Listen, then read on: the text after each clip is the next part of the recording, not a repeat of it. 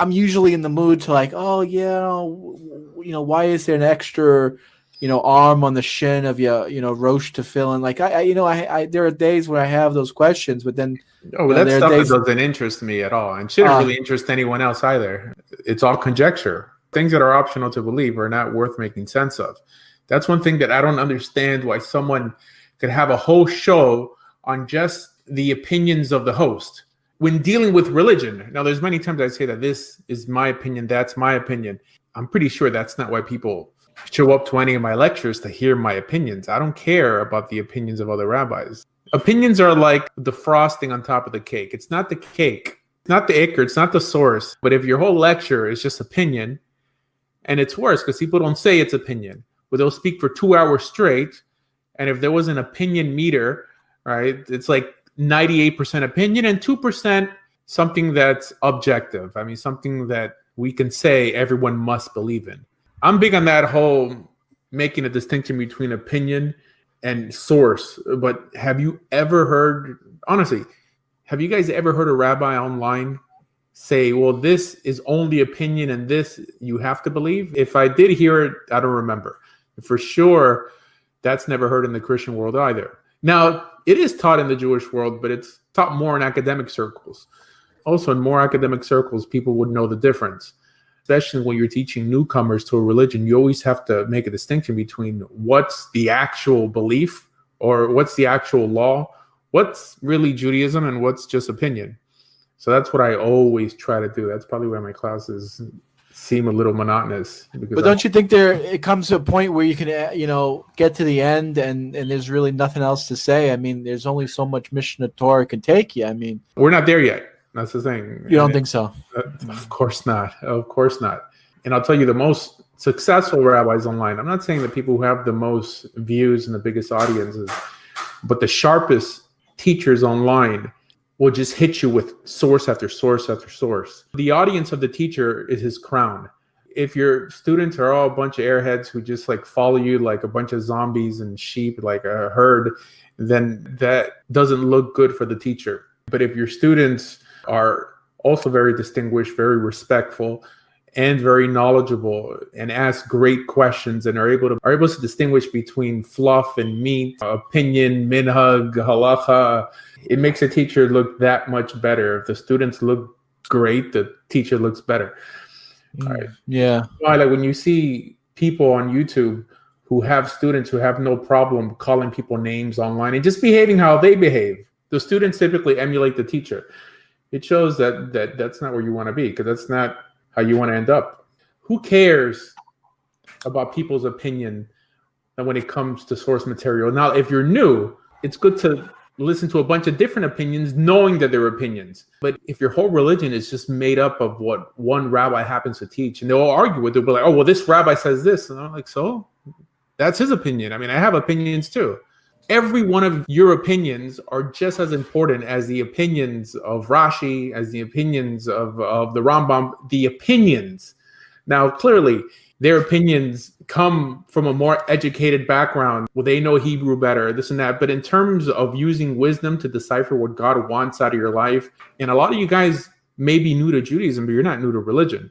And I would count every one of those years you guys spent in Christianity or even Islam as years that you can count walking in the ways of God. Even though you've come a long way from where you guys started from, but you guys aren't newly religious. Talking to God, walking with God is a daily thing for you guys. I mean, compare that to some guy who's teaching on YouTube for 5 years, and he's 5 years religious, and now he's a rabbi. This is why it's hard to place a convert in the Jewish world, because a convert didn't become religious the day he converted. That was the issue I had when I first moved to Israel. Yeshivas in Israel, at least English-speaking yeshivas, for people who didn't grow up in completely religious households, are only equipped to teach returnees to Judaism, what's called a chozer b'tshuva, but someone who returns to Judaism. Now, these guys don't know anything about Judaism, but they happen to be born Jewish. Now, someone who just converted also doesn't know that much about Judaism. He may know more than about tshuva, but he has still a lot of knowledge about the Bible. You can't put him in the same camp as about tshuva. He's been walking that religious walk for many years. All right, but they lump us together, and this is why things typically don't pan out for us because the Jewish world nowadays is equipped to deal with returnees. It's not equipped to deal with converts, but that's a new thing. This whole Baal Tshuva movement is less than 120 years old. It was really invented by Chabad. Jews, nowhere in the Talmud do you see Jews going out of the way to bring secular Jews back to Judaism. That's unheard of. Judaism, traditionally, according to the lifestyle in the Mishnah, and for sure in Torah and Tanakh, was only equipped to deal with people who are already religious and converts.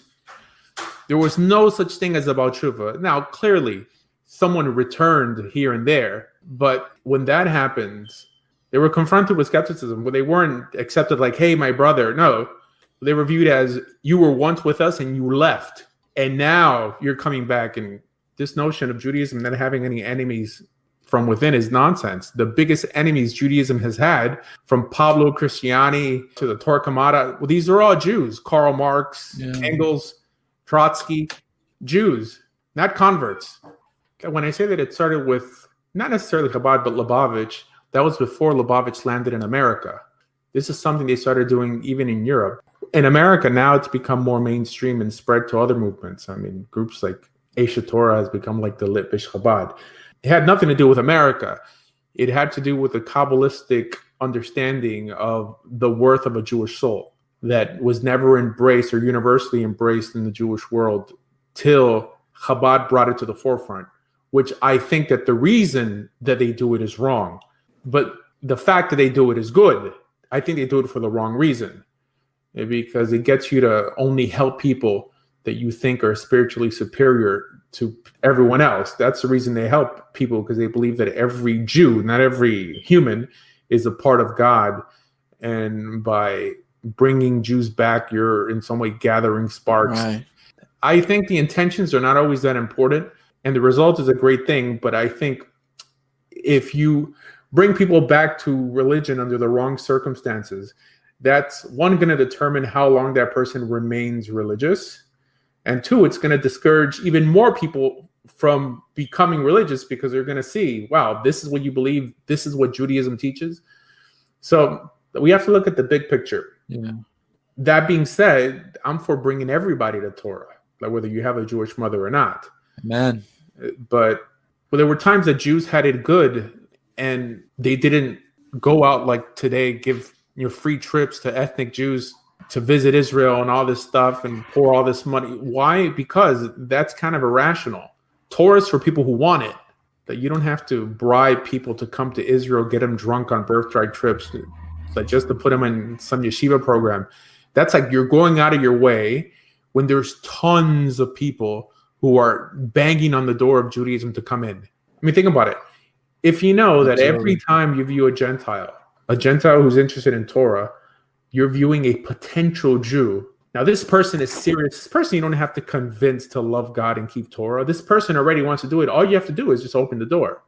Why then would you go the other way around and try to convince someone who's basically going to spit in your face when you come to them, like offering them a free trip to Israel, or here, come and make a l'chaim, basically a secular Jew. Secular Jews don't want anything to do with religious Jews. This is why religious Jews have to bribe secular Jews. I worked in outreach in Jerusalem for about 4 years. I was trained to college kids, asking them, are you Jewish? Are you Jewish? Even in Israel, there's a lot of non-Jewish college kids in Israel, and the money that's given to these programs are not given for these programs to educate Gentiles. They're only given to educate Jews or ethnic Jews.